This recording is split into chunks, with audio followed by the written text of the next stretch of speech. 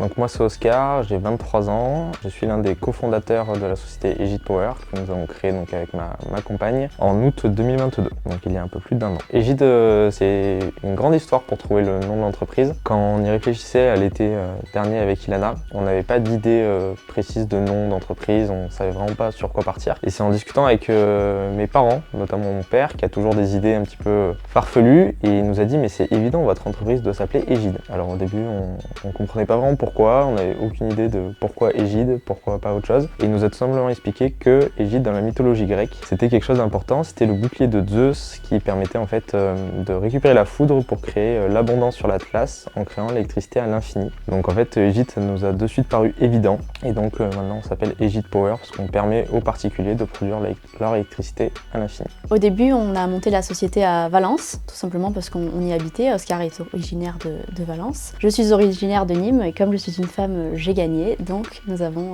modifié le siège social à Nîmes. Valence étant notre secteur historique, nous continuons d'intervenir dans cette zone et également maintenant sur la zone nîmoise et ses alentours. Nous sommes actuellement 5 personnes dans la société, donc nos 3 techniciens, Oscar et moi-même. Prochainement, nous allons accueillir Enzo qui va venir épauler Oscar pour la partie commerciale et renforcer notre force de vente.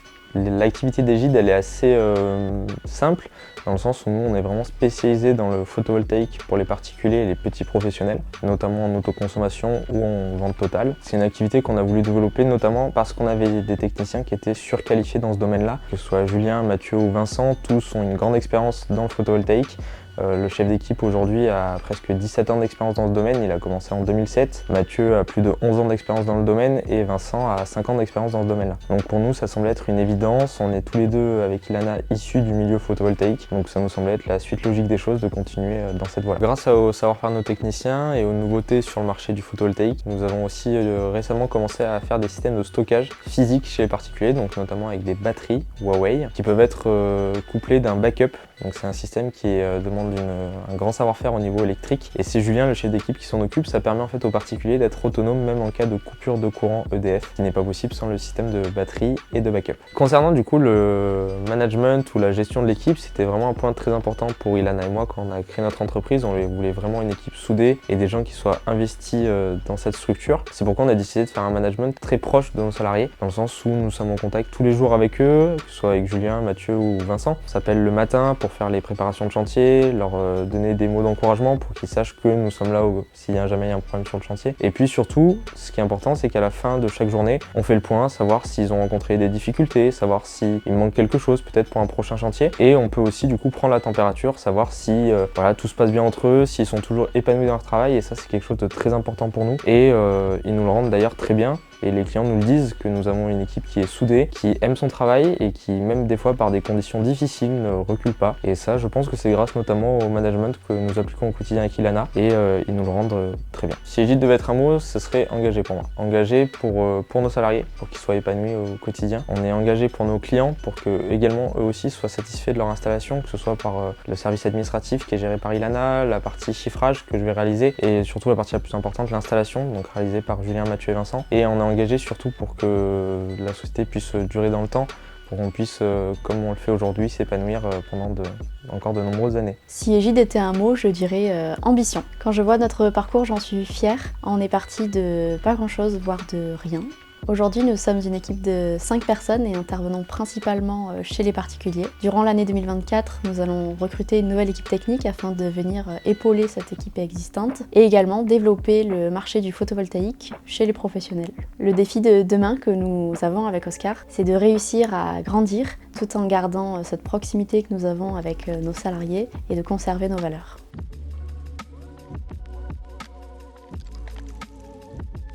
Quand on a monté la société, on a rencontré 2 freins importants.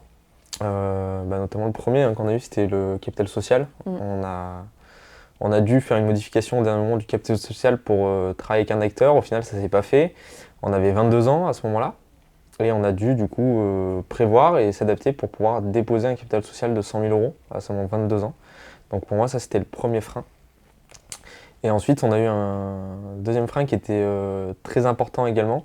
Je te laisse en parler, mais c'était vraiment quelque chose qui nous a beaucoup travaillé, ce deuxième problème. Si on n'avait pas réussi à l'obtenir, on ne se serait pas lancé, c'est l'assurance décennale. On a mis un mois avant de l'obtenir. On a appelé tous les assureurs de France, tous les courtiers. Même des Belges, des Des Anglais, Les grands-parents appelaient leur assureur aussi. Voilà, on a vraiment, je pense qu'on a appelé épluché. toute l'Europe pour trouver un assureur. Et ça s'est fait sur du bouche à oreille au final à Valence. À Valence. Donc on s'amusait à appeler en Angleterre, en Allemagne, tout ça pour qu'on trouve quelqu'un à Valence qui nous avait été recommandé. Et on avait pris, je sais pas, peut-être 30-40 refus d'assurance décennale, jeune société, typée commerciale.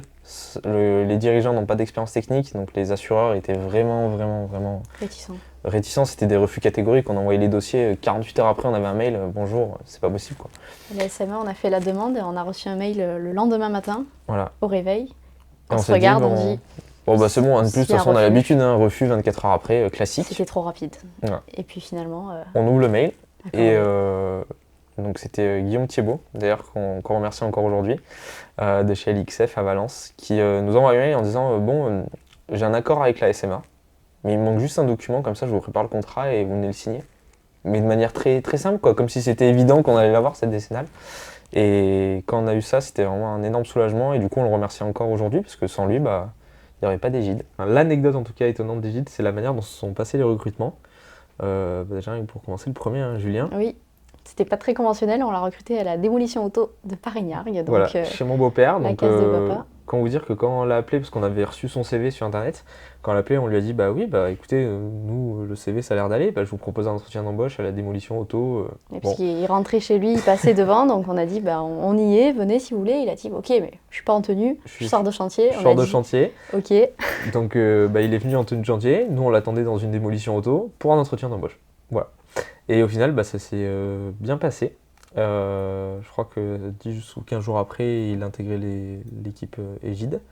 Et au final, bah, c'est une super histoire, parce que depuis un an, on est très fiers de lui en tant que chef d'équipe et de ce qu'il fait au quotidien.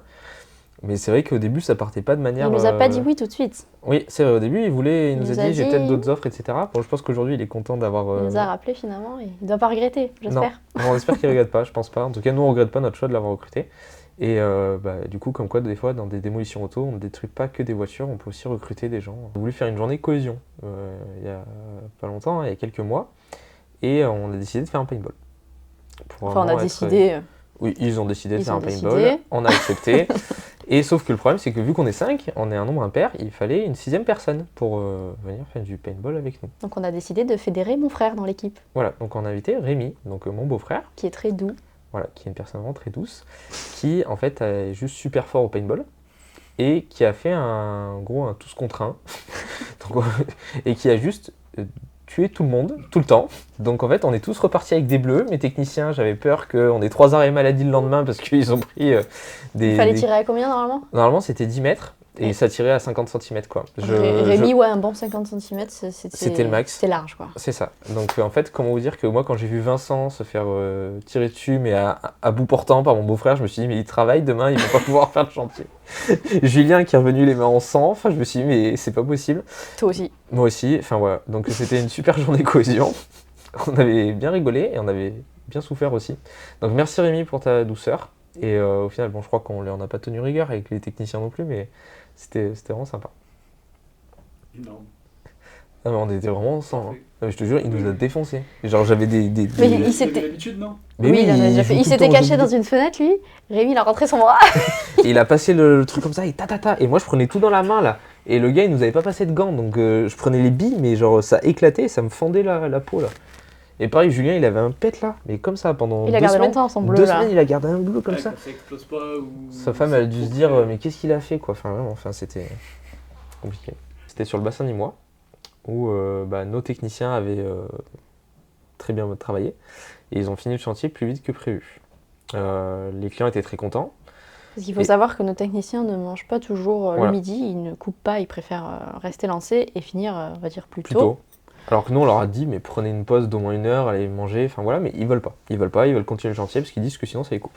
Sauf que, à force de pas manger sur un chantier, on est tombé sur un client qui, à la fin de l'installation, moi je vais le voir pour faire le point avec lui expliquer est-ce que vous êtes content.